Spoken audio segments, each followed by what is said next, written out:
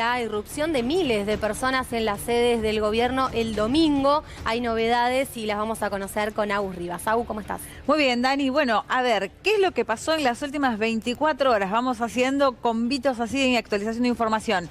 Los gobernadores de 23 estados de Brasil respaldaron a Lula. Son 27 los estados, 23 se trasladaron hasta Brasilia. Hubo una reunión en la que participaron todos ellos. Lula dijo que era una de sus promesas o de sus intenciones poder reunir y tener un diálogo con todos los gobernadores, que pensaba que iba a suceder más adelante, pero que esta situación había precipitado el hecho, y por supuesto lo valoró de manera muy positiva porque asistieron incluso aquellos que no piensan, ¿no? Como el líder del PT. Por ejemplo, el gobernador electo que acaba de asumir, ¿no? El que le ganó a Fernando Haddad, el ministro de Economía, Tarcísio de Freitas. ¿Quién es? Bueno, era el candidato de Bolsonaro, pero estuvo allí y no solamente estuvo presente, sino que además dijo que era importante estar ahí y defender la democracia. ¿Qué pasa con respecto a la causa judicial que desde ya comenzó? Bueno, tiene por lo menos 1.200 detenidos. Se dijo que estos detenidos van a ir a prisión, van a seguir siendo investigados, pero el punto importante también ahora es encontrar a los responsables. Ayer, en esta especie de conferencia o de discurso que dio Lula junto a los gobernadores y que después de alguna manera repitió en la calle, dijo que era imposible que estos acampes que permanecieron por más de 2 meses hubieran sido justamente viables sin el financiamiento de alguien por detrás. Alguien o algunas personas, ¿no?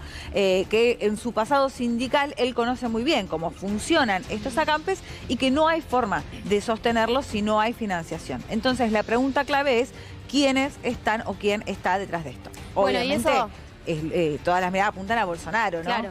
Incluso algunos de los hijos de Bolsonaro han participado de las distintas acciones de estos grupos que terminaron con lo que pasó el domingo. ¿Qué pasa con Bolsonaro? Es la pregunta también, ¿no? Bueno, Bolsonaro en Orlando. Ayer se conoció que fue internado, por lo menos unas horas, porque después el mismísimo Bolsonaro en su propia cuenta de Twitter, de Instagram, dio a entender que ya le habían dado el alta. Complicaciones, evidentemente, de aquella intervención que tuvo por el apuñalamiento en campaña en 2018.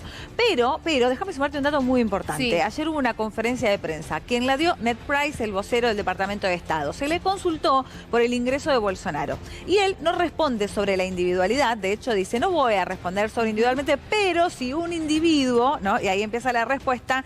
Y hay que leer entre líneas. ¿Qué fue lo que dijo? Que si una persona ingresa a Estados Unidos con un visado A, que es la visa que corresponde a los presidentes, a los jefes de Estado, a los diplomáticos, que tienen alguna función de representación en Estados Unidos, pero que luego cesan en ese cargo, como es el caso de Bolsonaro. Él ingresó el 30 siendo presidente, pero el primero se convirtió en calabaza. Claro.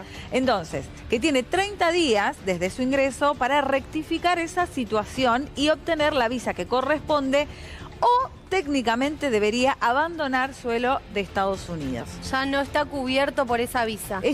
A ver, técnicamente si él entró por la visa A, estaría de manera irregular. Ilegal. En Estados Unidos. Irregular. Entonces, ¿qué es lo que le han dicho? En definitiva, si lo leemos un poquito entre líneas, es tenés 30 días para volverte a tu país o por lo menos irte de acá. Bueno, ¿no? Biden ha hablado con Lula también, así Ayer, que... sí. Termina en esto. ¿Será que te quiere preguntar algo?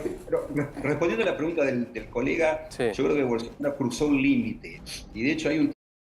como la Policía Federal Argentina, que actúa obviamente y tiene sede en toda la República. A partir de las 5 de la tarde es cuando empiezan a tomar medianamente el control, empiezan a observar cuáles fueron los destrozos que se produjeron. Algunos de ellos tomaron incluso algunos libros que son incunables, es decir, libros históricos. Algunos subieron a las terrazas y lo mostraron a la multitud.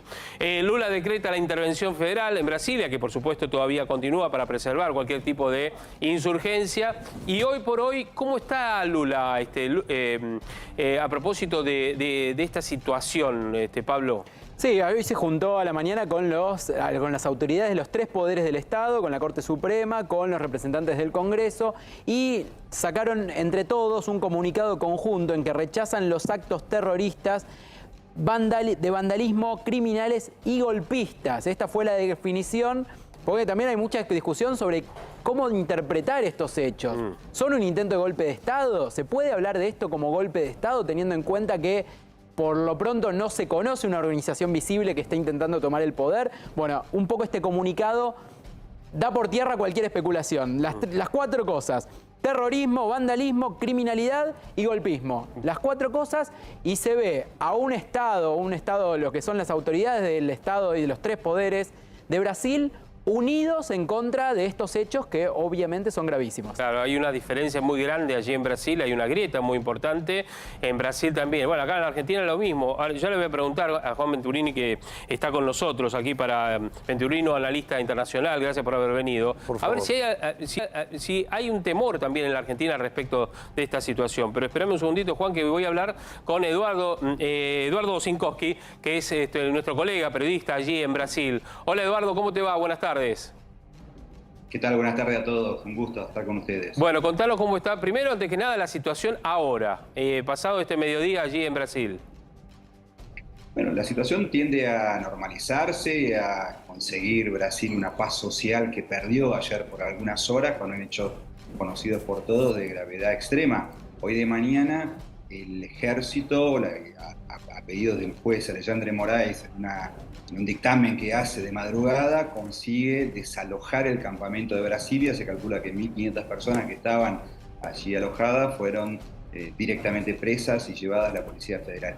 Esto simbólicamente, Javier, es muy importante porque desactiva el último nudo, diríamos, de resistencia que tenía el bolsonarismo extremo, sí, que eran estos campamentos que de algún modo revierten el orden social y que están absolutamente en contra de la ley, ¿sí? Entonces, fíjate que los campamentos se instalaron a partir del 1 de noviembre y el poder público, con Bolsonaro hasta el 31 de diciembre, no los consiguió desalojar, y Lula demoró 8 días para hacerlo.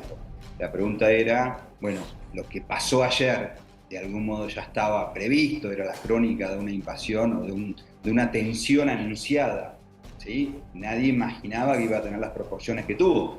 Pero bueno, yo creo que para la derecha y para el bolsonarismo más extremos es algo absolutamente negativo, y que yo creo que Bolsonaro también queda muy mal parado ante la situación de público conocimiento por todos. Ahí estaba leyendo en algunas entrevistas, en algunos análisis políticos, en los diarios brasileños fundamentalmente, que bueno, lo que estaban haciendo es qué tipo de Lula enfrentó este tipo de avance desde el, como se conoce, o por lo menos vos también lo mencionabas, decían, desde el bolsonarismo más puro.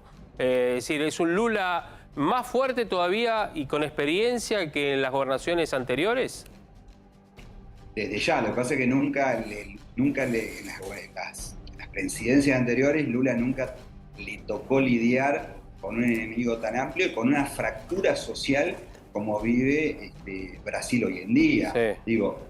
Digamos, claramente, Javier, y para todos los telespectadores, no es que, yo creo que no tiene consenso y no tiene apoyo de prácticamente nadie, mismo de los bolsonaristas que lo apoyaron. Encuestas del día de ayer, en cuanto surgían el candor más fuerte de los hechos, solo el 8% estaba alegre por lo que estaba pasando. O sea, claramente lo que pasó ayer es condenado por el total de la población brasilera. Yo creo que Lula actuó de manera correcta, adecuada, interviniendo en Brasilia, poniendo el poder público a favor de la democracia, y bueno, me parece hasta que sale fortalecido.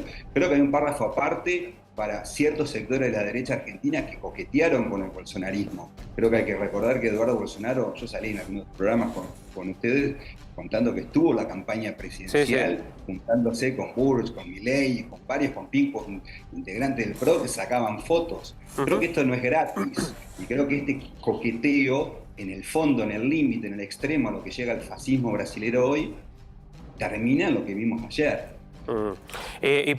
Aguardame un segundito porque quiero preguntar a Venturino, que es analista internacional, como decíamos. A ver, ¿qué golpe es este, más allá de Brasil, para el resto de América Latina, para los gobiernos de América Latina? Yo creo que es una gran alarma. Esto enciende una alarma porque no es, si bien esto fue una intentona de golpe, no llegó a ser un golpe, fue algo parecido. Me da la sensación de que enciende alarmas, y debe encender alarmas que tienen que ver las vinculaciones con Estados Unidos.